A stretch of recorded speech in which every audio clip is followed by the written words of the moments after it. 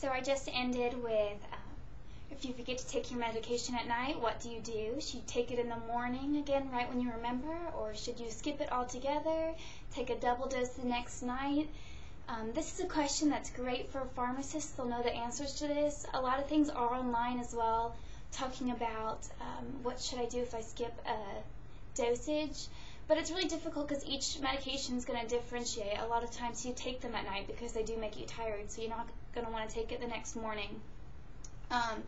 It's also really good to remember to take medications by correlating it with a day-to-day activity, such as brushing your teeth. When you brush your teeth, you do it every single day. You've been doing it for 60 years when you're older, so you're going to remember to brush your teeth, but maybe not remember to take your medications. So if you correlate with a day-to-day activity with taking medications, that'll help to remember. Another problem, a third problem associated with medication in elderly, is falls associated with medication. It was recorded in a study that 13% of falls are because of medication-related incidences. The other ones, the other 87%, I guess it is because of mechanical errors, tripping, uneven surfaces, or also just like weakness and lower extremities. But the 13% is because of medication. That's because a lot of side effects from medication are blurred vision, making you tired or dizzy. So this is a huge problem that really needs to be identified. A solution to this that they have right now is just being aware of your side effects, bringing them up to your doctor if you do experience dizziness. That does need to be taken care of because a lot of older adults do get up in the middle of the night and it's already dark and they shouldn't be dizzy while walking as well. I did include a table in the PowerPoint presentations that shows incidences of that 13% in the study and what a lot of the patients were taking, the drugs that cause the falls. Also, there is a thing in the archives for internal medicine. It's called Beer's Criteria. It was just updated in 2003. And it's a list of drugs that adults over 65 should avoid. A lot of that is due to the side effects of those drugs because they do have side effects such as dizziness and blurred vision. So that's a great table to look at for older adults to see if the medications they're taking are on that table. The fourth problem with aging of medications is post-hospital home medication management. When adults enter hospitals, most likely they'll get 1 or 2 new prescriptions upon leaving the hospital. And during the discharge process, it's really, really quick and hasty, especially because throughout the hospital visit, a lot of adults were transferred to different levels of care. And so their medical records and medications are all on different papers, but during discharge, they normally condense them into one paper and show all the medications and the new medications that should be taken. But most patients do, the 53% do receive 1 or 2 new medications, and along with that, the month following a discharge from a hospital, 66 to 72% of those patients experience an adverse drug side effect from the new prescriptions. A lot of this is because their medication records were not correct.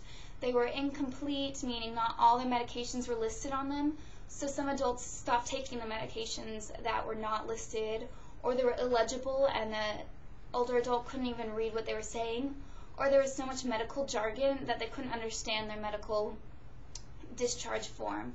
Some of the jargon that's on there is like PNR, which means take as needed, or HIS, which means take every other day, stuff like that. Or HS means take at bedtime, and BID means take twice a day. So the big thing to do when leaving a hospital is make sure that you or someone the patient brings with them understands the chart and that it is complete, even if it says continue current medications. A lot of the times the new prescription that is written for the patient is just a prescription they already had with a different dosage. So if they continue all of their current medications, they're still going to be taking that medication that they're now prescribed for at 2 different dosages. So now they're going to have an overdose on that medication, or a lot of side effects are going to come about because they're taking medications that they should no longer be taking.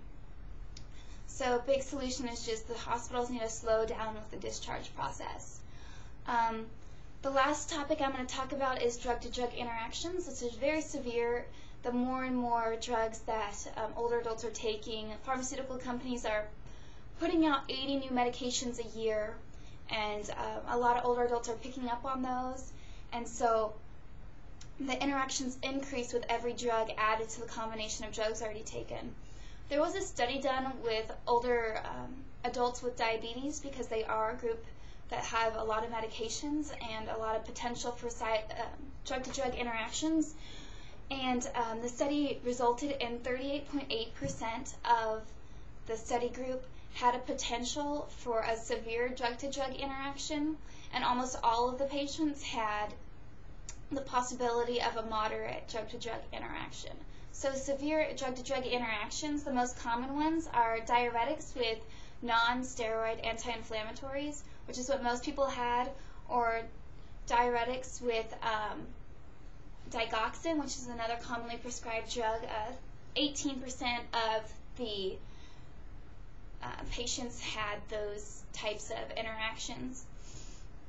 But interactions are not always between prescription drugs and other drugs, but also between prescription drugs and over-the-counter drugs. Aspirin does interfere with warfarin, which is a commonly prescribed drug.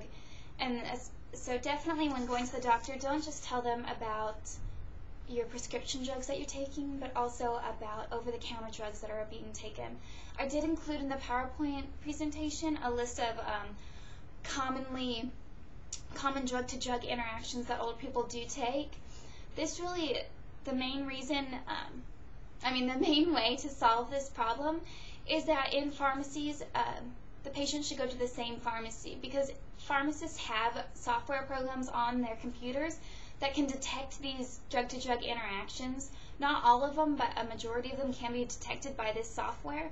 So as long as the patient goes to the same pharmacist to get all of their prescriptions filled, the prescription drug-to-drug interactions will be eliminated. Also, going to the doctor and telling them, being honest about what you're taking. And also, if you're feeling different, or if you're adding something else, or you're trying herbal supplements, those can also interact with other drugs. So definitely the solution to that is talking to a pharmacist and doctor about what you are actually taking. So that sums up my presentation on pharmacy and aging. Thanks.